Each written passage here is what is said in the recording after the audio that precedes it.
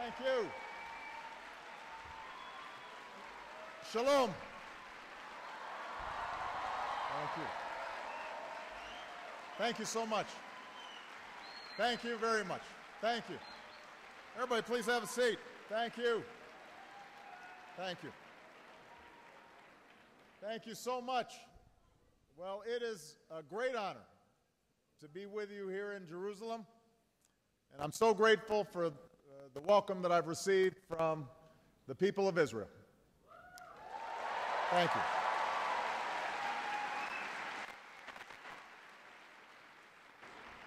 I bring with me the support of the American people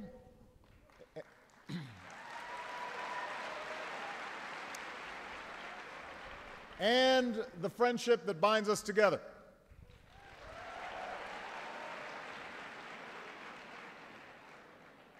You know, over the last 2 days, I've reaffirmed the bonds between our countries with Prime Minister Netanyahu and President Perez. I've borne witness to the ancient history of the Jewish people at the Shrine of the Book, and I've seen Israel's shining future in your scientists and your entrepreneurs. This is a nation of museums and patents, timeless holy sites, groundbreaking innovation. Only in Israel could you see the Dead Sea Scrolls and the place where the technology on board the Mars rover originated at the same time.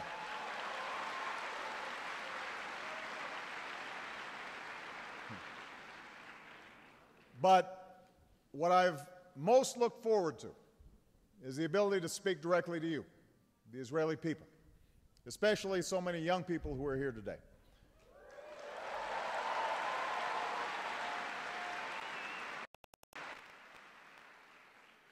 To talk about the history that brought us here today and the future that you will make in the years to come. Now, I know that in Israel's vibrant democracy, every word, every gesture is carefully scrutinized. But I want to clear something up just so you know. Any drama between me and my friend Bibi over the years was just a plot to create material for Eretz Nehederet. That's the only thing that was going on.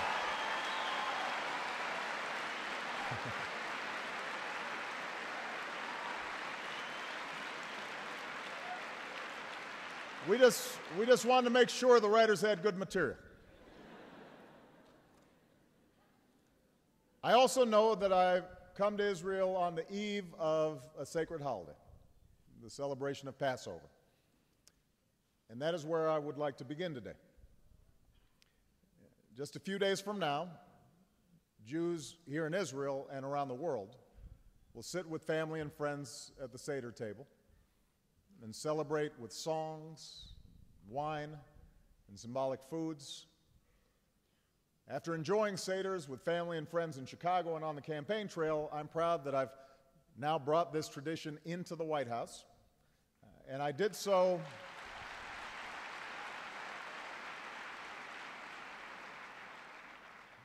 because I wanted my daughters to experience the Haggadah and the story at the center of Passover that makes this time of year so powerful. It's a story of centuries of slavery and years of wandering in the desert, a story of perseverance amidst persecution and faith in God and the Torah. It's a story about finding freedom in your own land. And for the Jewish people, this story is central to who you've become. But it's also a story that holds within it the universal human experience, with all of its suffering, but also all of its salvation. It's a part of the three great religions, Judaism, Christianity, and Islam, that trace their origins to Abraham and see Jerusalem as sacred. And it's a story that's inspired communities across the globe, including me and my fellow Americans. In the United States, a nation made up of people who crossed oceans to start anew, we're naturally drawn to the idea of finding freedom in our land. To African Americans, The story of the Exodus was perhaps the central story, the most powerful image about emerging from the grip of bondage to reach for liberty and human dignity. A tale that was carried from slavery through the civil rights movement into today. For generations, this promise helped people weather poverty and persecution while holding on to the hope that a better day was on the horizon. For me personally, growing up in far-flung parts of the world and without firm roots, the story spoke to a yearning within every human being for a home.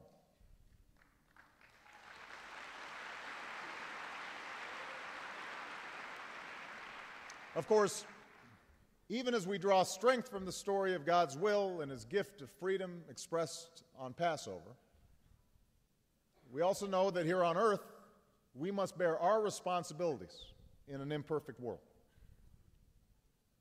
That means accepting our measure of sacrifice and struggle, just like previous generations.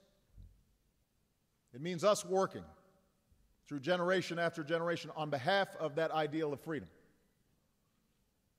As Dr. Martin Luther King said on the day before he was killed, "I may not get there with you, but I want you to know that we as a people will get to the promised land." So just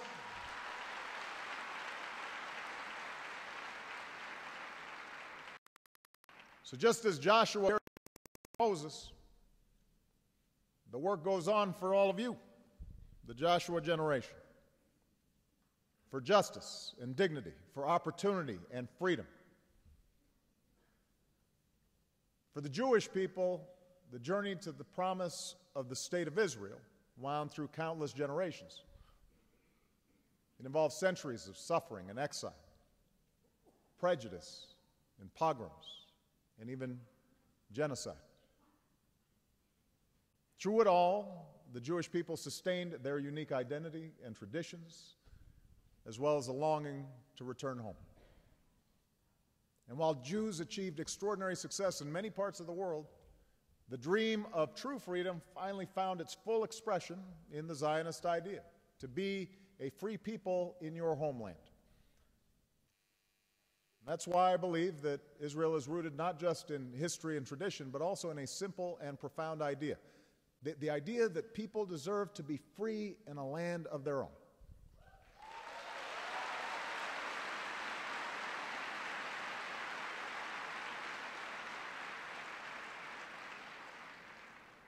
Over the last 65 years, when Israel has been at its best, Israelis have demonstrated that responsibility does not end when you reach the promised land. It only begins. And so Israel has been a refuge for the diaspora, welcoming Jews from Europe, from the former Soviet Union, from Ethiopia, from North Africa.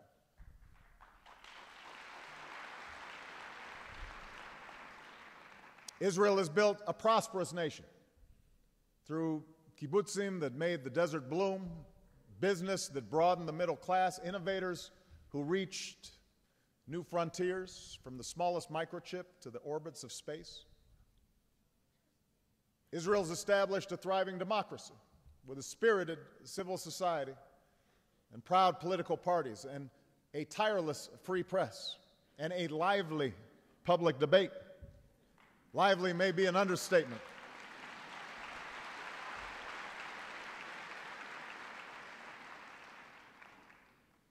And Israel's achieved all this even as it's overcome relentless threats to its security through the courage of the Israel Defense Forces and the citizenry that is so resilient in the face of terror. This is the story of Israel. This is the work that has brought the dreams of so many generations to life. And every step of the way, Israel has built unbreakable bonds of friendship with my country, the United States of America.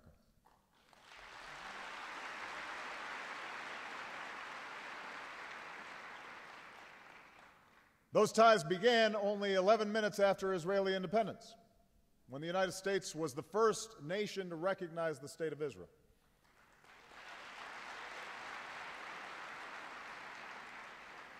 As President Truman said in explaining his decision to recognize Israel, he said, "I believe it has a glorious future before it, not just as another sovereign nation, but as an embodiment of the great ideals of our civilization." And since then, we've built a friendship that advances our shared interests. Together, we share a commitment to security for our citizens and the stability of the Middle East and North Africa. Together, we share a focus on advancing economic growth around the globe and strengthening the middle class within our own countries. Together, we share a stake in the success of democracy. But the source of our friendship extends beyond mere interests, just as it has transcended political parties and individual leaders. America is a nation of immigrants. America is strengthened by diversity. America is enriched by faith. We are governed not simply by men and women, but by laws. We're fueled by entrepreneurship and innovation, and we are defined by a democratic discourse that allows each generation to reimagine and renew our union once more. So in Israel, we see values that we share, even as we recognize what makes us different. That is an essential part of our bond. Now, I stand here today mindful that for both our nations, these are some complicated times. We have difficult issues to work through within our own countries, and we face dangers and upheaval around the world. And when I look at young people within the United States, I think about the choices that they must make in their lives to define who we'll be as a nation in this 21st century, particularly as we emerge from 2 wars and the worst recession since the Great Depression. But part of the reason I like talking to young people is because no matter how great the challenges are, their idealism, their energy, their ambition always gives me hope.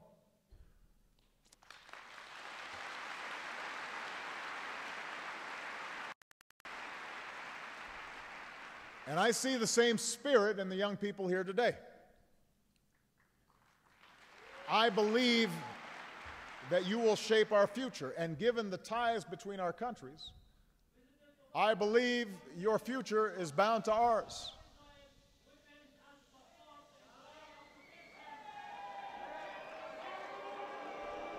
No.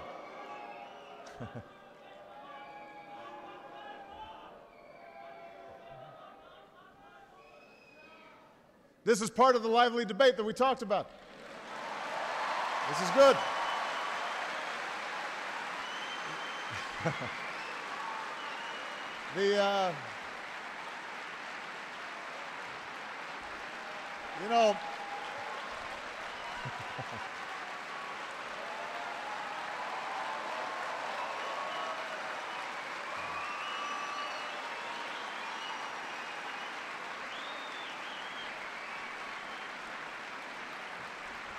You know, I have to say we actually arranged for that because it made me feel at home. I wouldn't feel comfortable if I didn't have at least one heckler.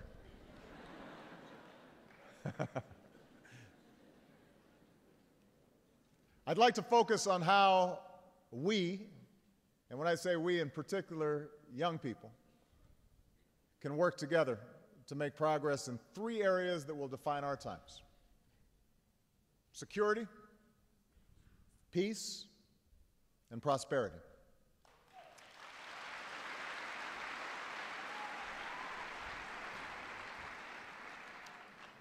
Let me begin with security. I'm proud that the security relationship between the United States and Israel has never been stronger. Never. More exercises between our militaries. More exchanges among our political and military and intelligence officials than ever before.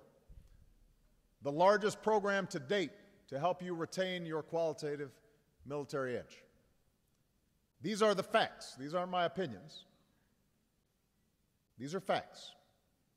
But to me, this is not simply measured on a balance sheet.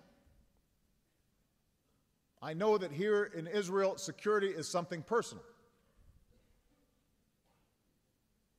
Here's what I think about when I consider these issues. When I consider Israel's security, I think about children like Osher Tweedle, who I met in Sderot.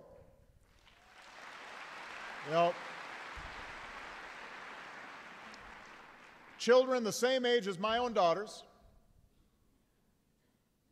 who went to bed at night fearful that a rocket would land in their bedroom simply because of who they are and where they live.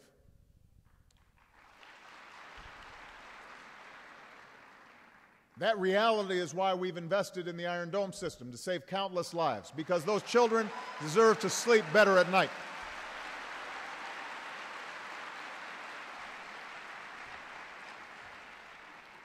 That's why we've made it clear time and again that Israel cannot accept rocket attacks from Gaza, and we have stood up for Israel's right to defend itself.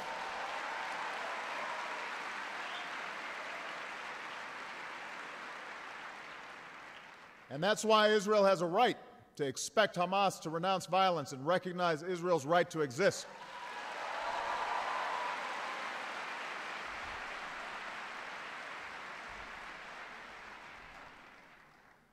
When I think about Israel's security, I think about 5 Israelis who boarded a bus in Bulgaria and were blown up because of where they came from, robbed of the ability to live and love and raise families. That's why every country that values justice should call Hezbollah what it truly is, a terrorist organization.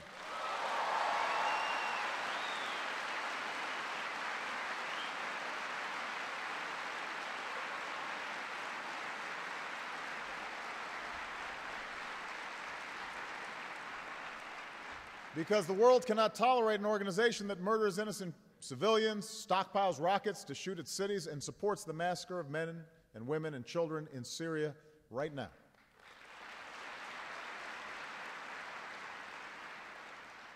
The fact that Hezbollah's ally, the Assad regime, has stockpiles of chemical weapons only heightens the urgency. We will continue to cooperate closely to guard against that danger. I've made it clear to Bashar al-Assad and all who follow his orders, we will not tolerate the use of chemical weapons against the Syrian people or the transfer of those weapons to terrorists. The world is watching. We will hold you accountable.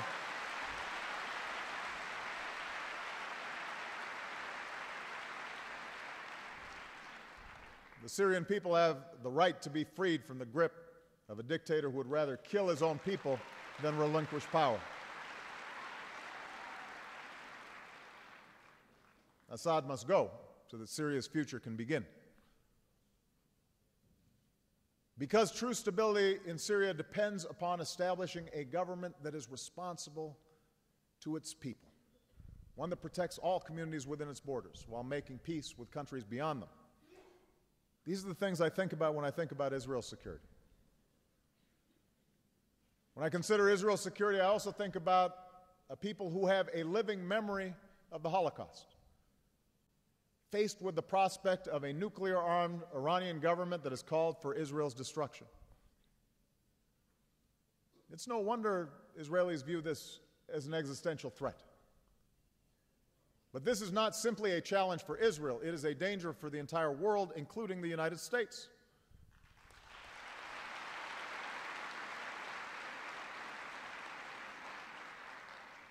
A nuclear-armed Iran would raise the risk of nuclear terrorism. It would undermine the non-proliferation regime. It would spark an arms race in a volatile region. And it would embolden a government that has shown no respect for the rights of its own people or the responsibilities of nations. And that's why America has built a coalition to increase the cost to Iran of failing to meet their obligations. The Iranian government is now under more pressure than ever before, and that pressure is increasing. It is isolated, its economy is in dire straits, its leadership is divided, and its position in the region and the world has only grown weaker.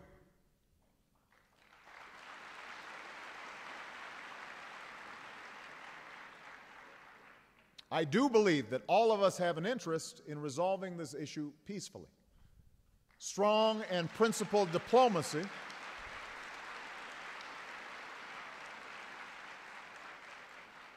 Strong and principled diplomacy is the best way to ensure that the Iranian government forsakes nuclear weapons.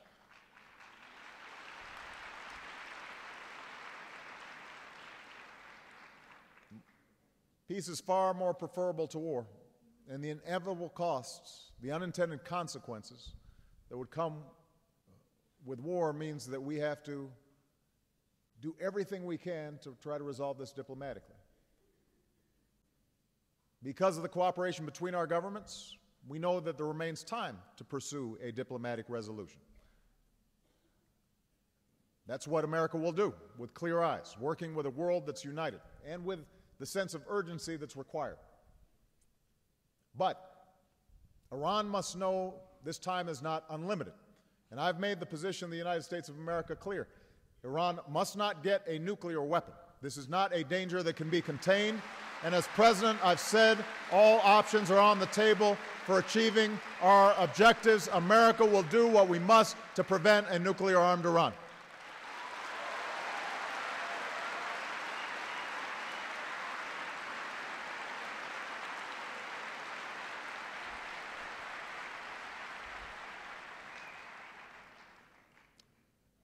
For young Israelis, I know that these issues of security are rooted in an experience that's even more fundamental than the pressing threat of the day. You live in a neighborhood where many of your neighbors have rejected the right of your nation to exist.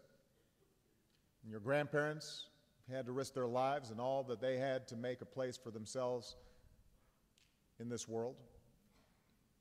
Your parents lived through war after war to ensure the survival of the Jewish state. Your children grow up knowing that people they've never met may hate them because of who they are in a region that is full of turmoil and changing underneath your feet. So that's what I think about when Israel's faced with these challenges. That sense of an Israel that is surrounded by many in this region who still reject it, and many in the world who refuse to accept it. And that's why the security of the Jewish people in Israel is so important. It cannot be taken for granted.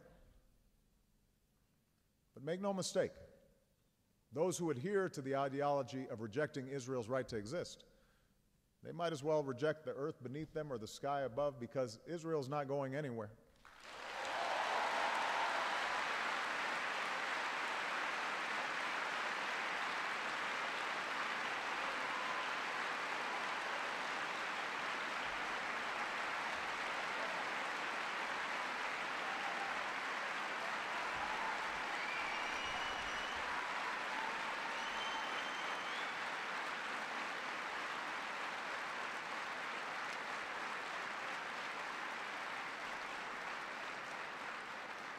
And today I want to tell you, particularly the young people, so that there's no mistake here, so long as there is a United States of America, Atem lo lavad. You are not alone.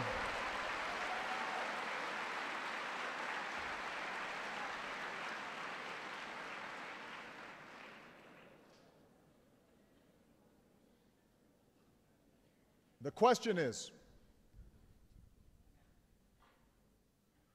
what kind of future Israel will look forward to? Israel's not going anywhere, but especially for the young people in this audience, the question is, what does its future hold?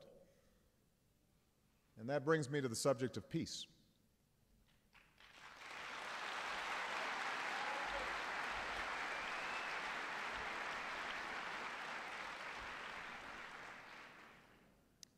I know Israel has taken risks for peace.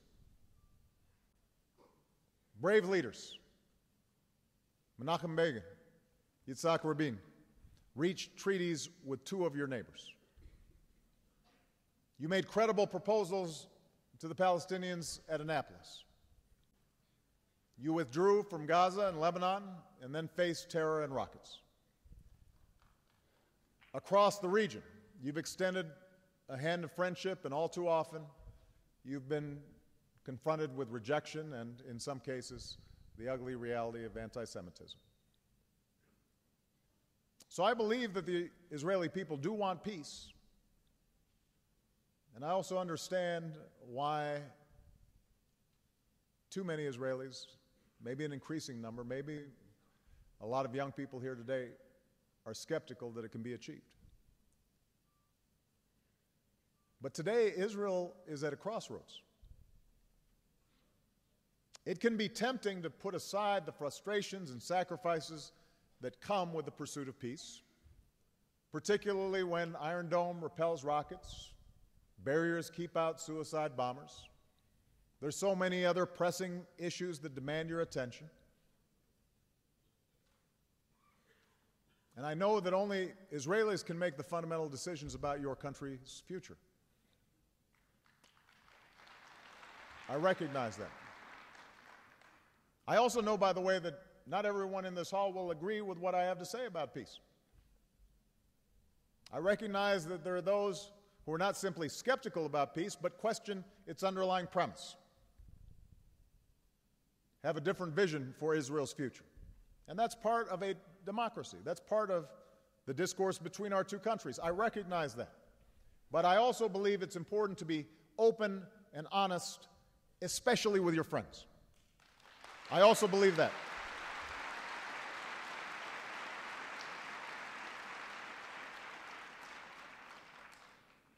You know, politically, given the strong bipartisan support for Israel in America, the easiest thing for me to do would be to put this issue aside. Just express unconditional support for whatever Israel decides to do.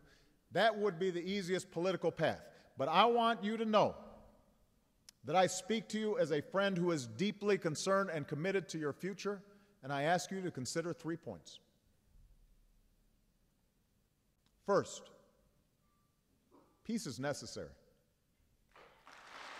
I believe that.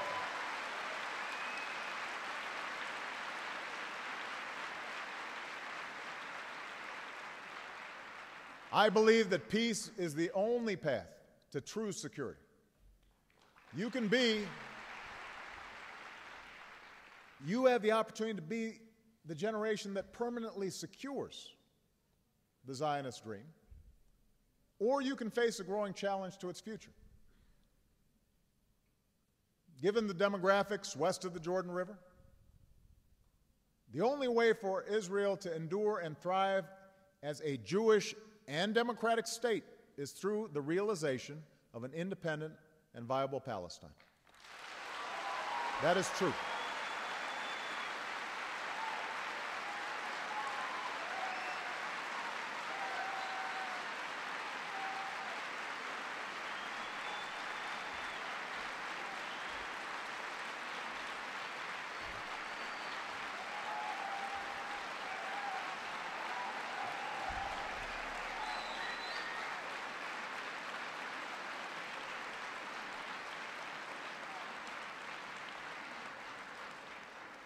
There are other factors involved.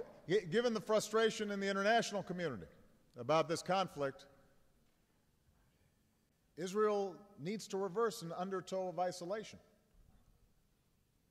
And given the march of technology, the only way to truly protect the Israeli people over the long term is through the absence of war, because no wall is high enough and no Iron Dome is strong enough or perfect enough to stop every enemy that is intent on doing so from inflicting harm.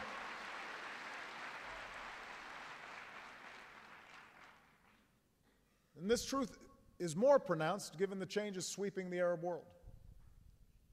I understand that with the uncertainty in the region, people in the streets, changes in leadership, the rise of non-secular parties in politics, it's tempting to turn inward because the situation outside of Israel seems so chaotic. But this is precisely the time to respond to the wave of revolution with a resolve and commitment for peace. Because as more governments respond to popular will, the days when Israel could seek peace simply with a handful of autocratic leaders, those days are over. Peace will have to be made among peoples, not just governments.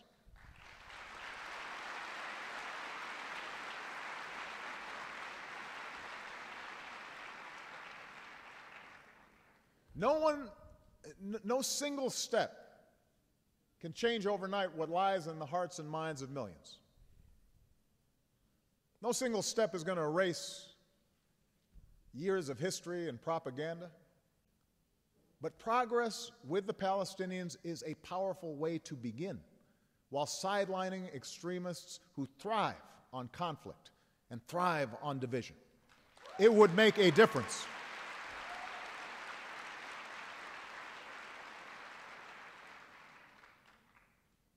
So peace is necessary, but peace is also just. Peace is also just. There is no question that Israel has faced Palestinian factions who turned to terror, leaders who missed historic opportunities. That is all true. And that's why security must be at the center of any agreement. And there is no question that the only path to peace is through negotiations, which is why, despite the criticism we've received, the United States will oppose unilateral efforts to bypass negotiations through the United Nations. It has to be done by the parties.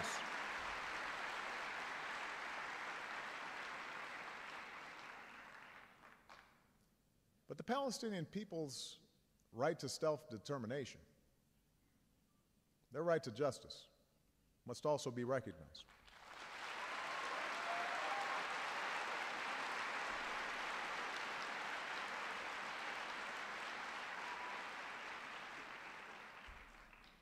And put yourself in their shoes.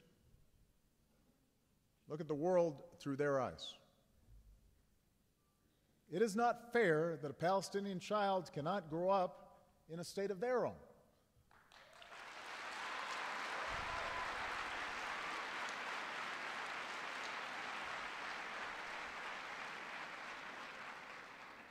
Living their entire lives with the presence of a foreign army that controls the movements, not just of those young people, but their parents, their grandparents, every single day.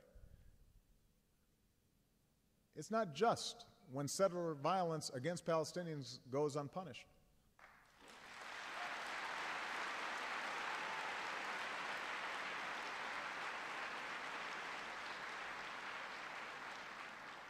It's not right to prevent Palestinians from farming their lands or restricting a student's ability to move around the West Bank or displace Palestinian families from their homes.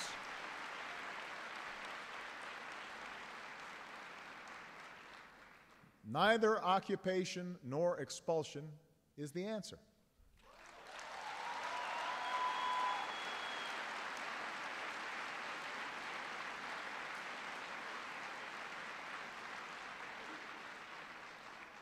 Just as Israelis built a state in their homeland, Palestinians have a right to be a free people in their own land.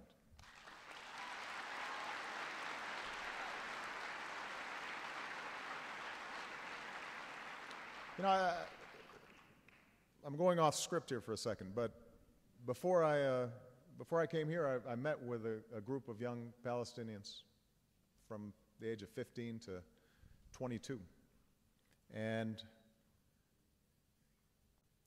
talking to them, they weren't that different from my daughters.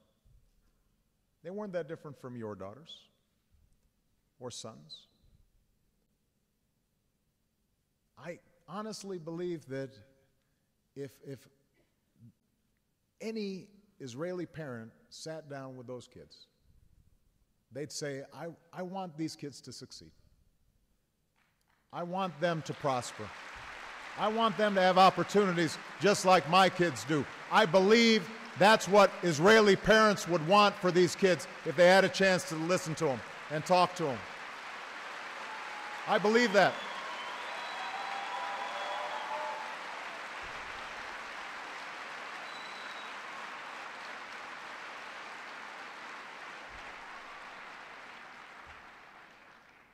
Now, only you can determine what kind of democracy you will have. But remember that as you make these decisions, you will define not simply the future of your relationship with the Palestinians, you will define the future of Israel as well.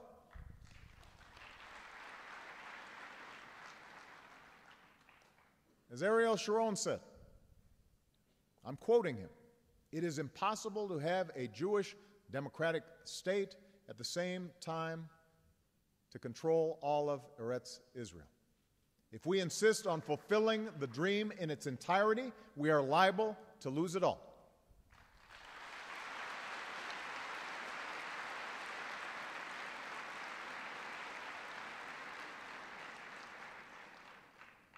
Or, from a different perspective, I think of what the novelist David Grossman said shortly after losing his son, as he described the necessity of peace.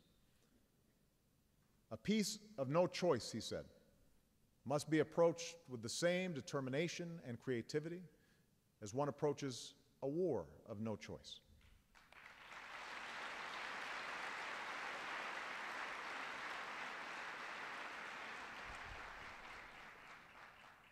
Now, Israel cannot be expected to negotiate with anyone who's dedicated to its destruction.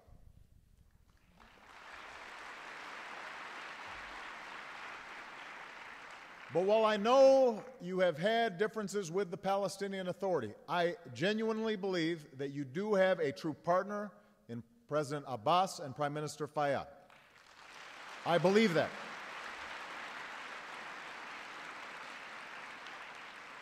And they have a track record to prove it. Over the last few years, they have built institutions and maintained security on the West Bank in ways that few could have imagined just a few years ago. So many Palestinians, including young people, have rejected violence as a means of achieving their aspirations. There is an opportunity there. There's a window. Which brings me to my third point. Peace is possible. It is possible.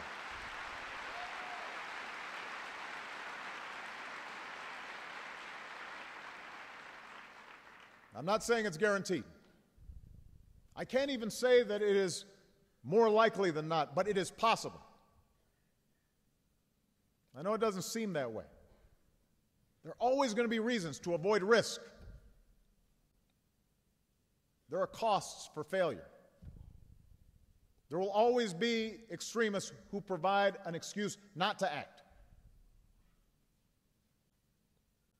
I know there must be something exhausting about endless talks about talks and daily controversies and just the grinding status quo, and I'm sure there's a temptation just to say, enough. Let me focus on my small corner of the world and my family and my job and what I can control.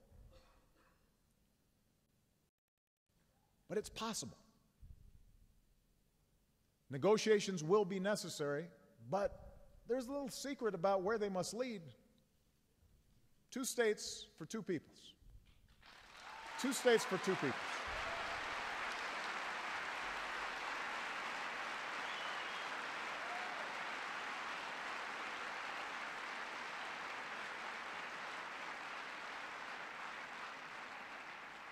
There will be differences about how to get there. There are going to be hard choices along the way. Arab states must adapt to a world that has changed. The days when they could condemn Israel to distract their people from a lack of opportunity or government corruption or mismanagement, those days need to be over. Now's the time for the Arab world to take steps towards normalizing relations with Israel.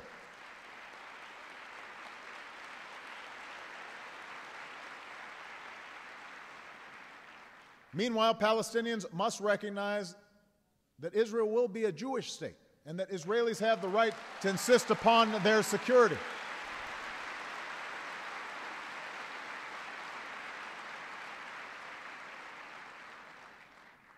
Israelis must recognize that continued settlement activity is counterproductive to the cause of peace, and that an independent Palestine must be viable with real borders that have to be drawn.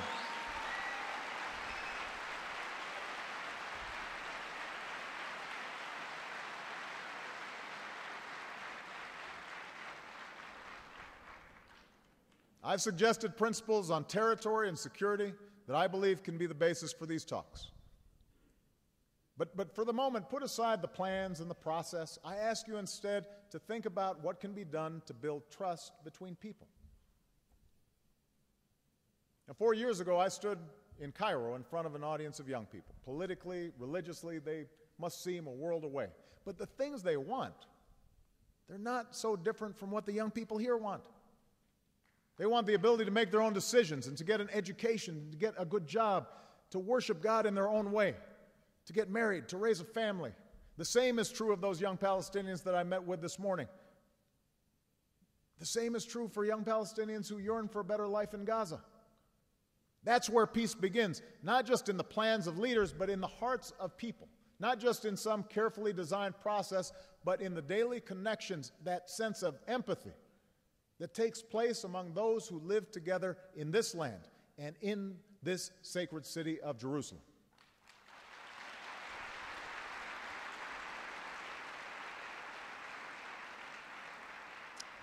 And let me say this as a politician. I can promise you this. Political leaders will never take risks if the people do not push them to take some risks. You must create the change that you want to see. Ordinary people can accomplish extraordinary things.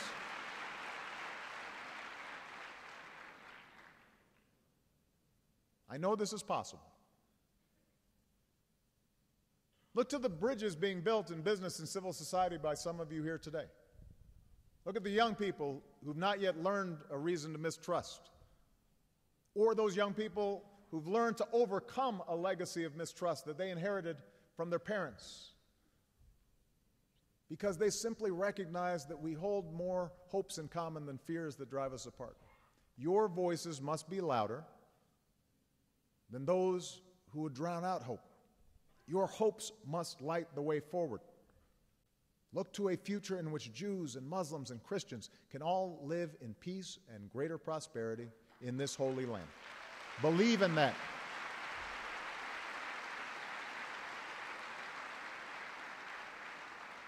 And most of all, look to the future that you want for your own children. A future in which a Jewish, democratic, vibrant state is protected and accepted for this time and for all time.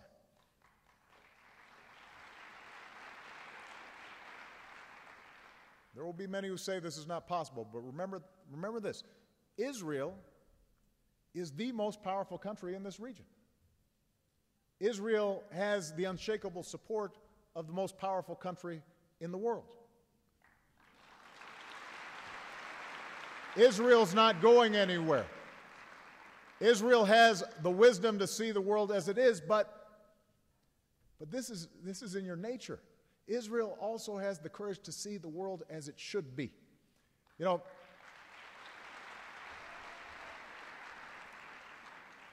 Ben-Gurion once said, in Israel, in order to be a realist, you must believe in miracles.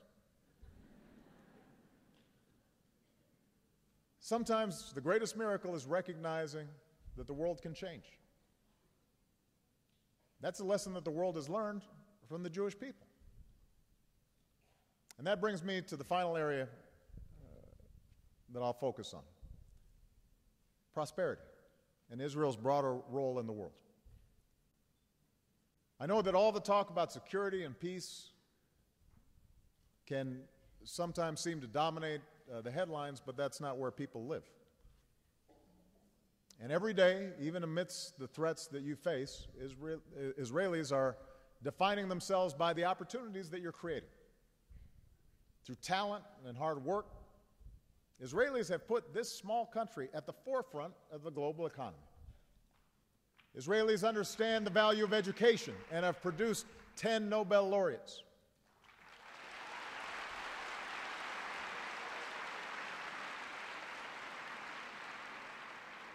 Israelis understand the power of invention, and your universities educate engineers and inventors.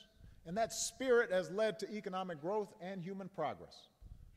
Solar power and electric cars, and bandages and prosthetic limbs that save lives, stem cell research and new drugs that treat disease, cell phones and computer technology that change the way people around the world live. So if people want to see the future of the world economy, they should look at Tel Aviv, home to hundreds of startups and research centers.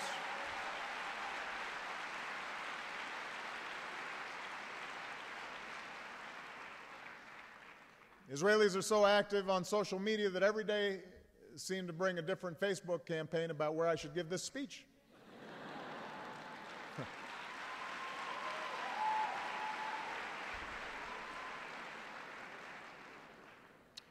That innovation is just as important to the relationship between the United States and Israel as our security cooperation.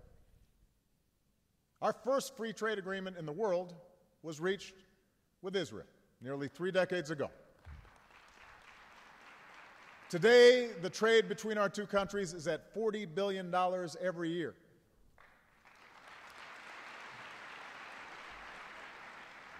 More importantly, that partnership is creating new products and medical treatments. It's pushing new frontiers of science and exploration. That's the kind of relationship that Israel should have and could have with every country in the world. Already we see how that innovation could reshape this region. There's a program here in Jerusalem that brings together young Israelis and Palestinians to learn vital skills in technology and business. An Israeli and Palestinian have started a venture capital fund to finance Palestinian startups. Over 100 high-tech companies have found home on the West Bank, which speaks to the talent and entrepreneurial spirit of the Palestinian people. You know, one of the great ironies of what's happening in the broader region is that so much of what people are yearning for, education, entrepreneurship, the ability to start a business without paying a bribe, the ability to connect to the global economy, those are things that can be found here in Israel. This should be a hub for thriving regional trade and an engine for opportunity.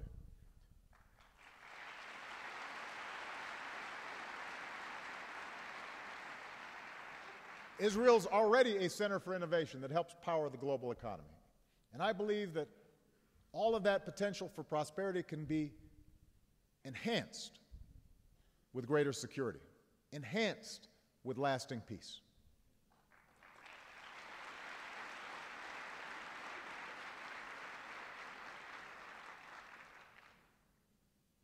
Here, in this small strip of land that has been the center of so much of the world's history, so much triumph and so much tragedy, Israelis have built something that few could have imagined 65 years ago. Tomorrow I will pay tribute to that history. At the grave of Herzl, a man who had the foresight to see the future of the Jewish people had to be reconnected to their past. At the grave of Rabin, who understood that Israel's victories in war had to be followed by the battles for peace. At Yad Vashem, where the world is reminded of the cloud of evil that can descend on the Jewish people and all of humanity if we ever fail to be vigilant. We bear all that history on our shoulders. We carry all that history in our hearts. Today, as we face the twilight of Israel's founding generation, you, the young people of Israel, must now claim its future. It falls to you to write the next chapter in the great story of this great nation. And as the president of a country that you can count on as your greatest friend, I am confident that you can help us find the promise in the days that lie ahead. And as a man who's been inspired in my own life by that timeless calling within the Jewish experience, Tikkun Olam, I am hopeful that we can draw upon what's best in ourselves to meet the challenges that will come, to win the battles for peace in the wake of so much war, and to do the work of repairing this world. That's your job. That's my job. That's the task of all of us. May God bless you. May God bless Israel. May God bless the United States of America. Toda Rabah. Thank you.